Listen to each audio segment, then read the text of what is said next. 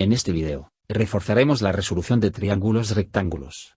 Repasaremos dos circunstancias básicas. Primero, los ángulos internos de cualquier triángulo suman 180 grados. En el caso de los triángulos rectángulos, el ángulo que forman los catetos mide 90 grados. Entonces, entre los dos ángulos restantes deben sumar 90 grados. La suma de los tres es igual a 180 grados. Segundo, adyacente significa, junto a. En la imagen, el Palacio de Bellas Artes está adyacente a la Alameda, la Torre Latinoamericana está opuesta a la Alameda.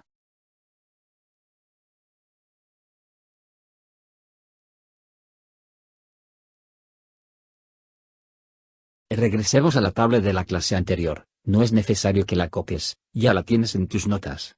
Solo la presentamos de nuevo para que partamos de aquí. En este primer ejemplo, nos piden que resolvamos un triángulo rectángulo a partir de la hipotenusa y uno de sus ángulos. Buscamos en la tabla el caso correspondiente y tomamos las fórmulas. Al ángulo que tenemos le llamamos A, al ángulo que buscamos le llamamos B. Sustituimos los valores en las fórmulas. Para obtener el otro ángulo restamos 90 menos A, en este caso.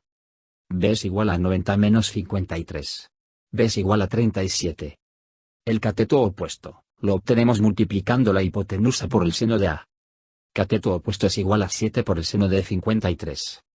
Cateto opuesto es igual a 5.59. Finalmente obtenemos el cateto adyacente. Según la fórmula obtenemos el cateto adyacente multiplicando la hipotenusa por el coseno de A. Entonces, cateto adyacente es igual a 7 por el coseno de 53. El cateto adyacente es igual a 4.21. Este ejemplo también corresponde al caso en el que tenemos un ángulo y la hipotenusa, y se resuelve con las mismas fórmulas.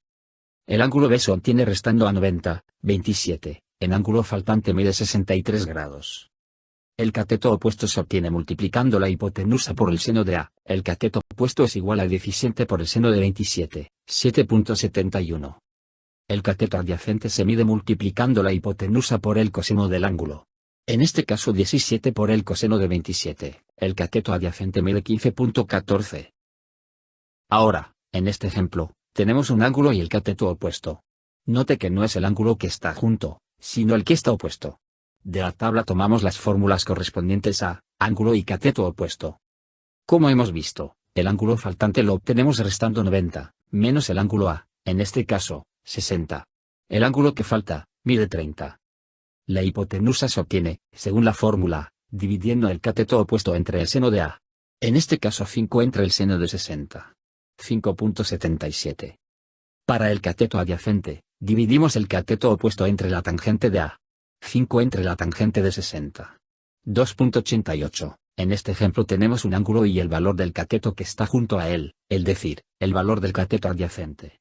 Hemos tomado las fórmulas correspondientes a este caso. Nuevamente, el valor del ángulo restante lo obtenemos restando 90 menos 35, sabemos que el otro ángulo mide 55. Para el valor de la hipotenusa dividimos el cateto adyacente entre el coseno del ángulo, es decir 10 entre el coseno de 35. 12.20. Finalmente, para el valor del cateto opuesto, multiplicamos el cateto adyacente por la tangente de A. Entonces, 10 por la tangente de 35.